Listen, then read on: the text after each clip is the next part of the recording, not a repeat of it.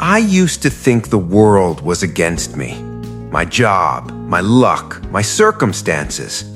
But one night, sitting alone in my room, I realized something terrifying. The enemy wasn't out there. It was inside my own head, and it had been winning for years. His name was Arjun, 24 years old, average job, average life. But inside, he was drowning. Every morning, he'd wake up with big plans, exercise, study, work on his goals. But by noon, he'd be scrolling, distracted, numb. He wasn't lazy, he was exhausted. Exhausted from fighting the same voice in his head every single day. You're not good enough. Why even try? You'll fail anyway. The voice was louder than any motivation he'd ever felt. And slowly, it became his identity. He stopped applying for better jobs, stopped learning new skills, stopped believing in himself.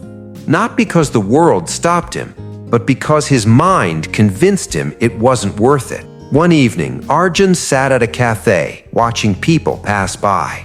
Students with backpacks, workers in suits, old men reading newspapers. Everyone seemed to have direction, purpose. And then he saw a kid, maybe 7 years old.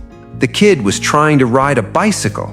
He fell, got up, fell again, but he didn't stop. Arjun watched him for 10 minutes. The kid fell 9 times. On the 10th try, he rode, wobbly but moving forward. And Arjun felt something break inside him. Not sadness, not hope, shame. A child fell 9 times and didn't quit. But Arjun, he quit before he even started. Why? He went home that night and stared at himself in the mirror. And for the first time, he asked the real question. Who is controlling my life? Me or the voice in my head? The next morning, Arjun did something strange. He sat with a notebook and wrote down every negative thought that came to his mind. You're wasting time. This won't work. You're not smart enough. People will laugh at you. He filled 2 pages in 10 minutes, and then he read them out loud. Hearing those words outside his head changed everything. They sounded ridiculous, weak, like a bully who only had power because Arjun gave it to him. He realized something. These weren't truths, they were just thoughts. Thoughts he had been obeying like commands. So he made a decision. He wouldn't fight the thoughts. He wouldn't try to delete them. He would just stop obeying them. That same day, his mind told him, don't go to the gym, you're too tired. He went anyway. His mind said, don't start that course, you'll quit in 3 days. He started it anyway. Not with confidence, not with motivation, with rebellion. He rebelled against his own mind. Days turned into weeks. The voice didn't go away, it got louder.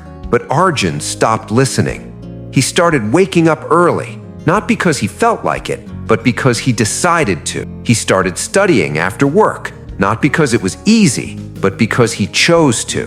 And slowly, something shifted. The voice that once controlled him started to fade into the background.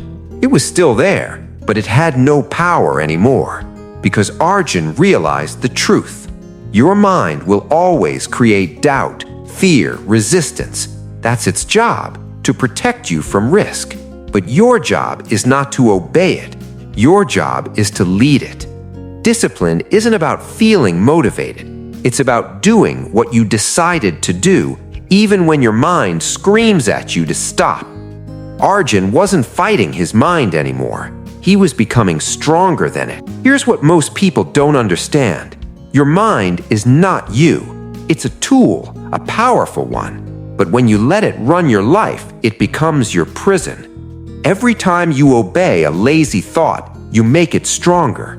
Every time you listen to fear, you give it more control. But every time you act despite the voice, you take your power back. Discipline is not about perfection, it's about decision. Deciding who's in charge, you or your thoughts.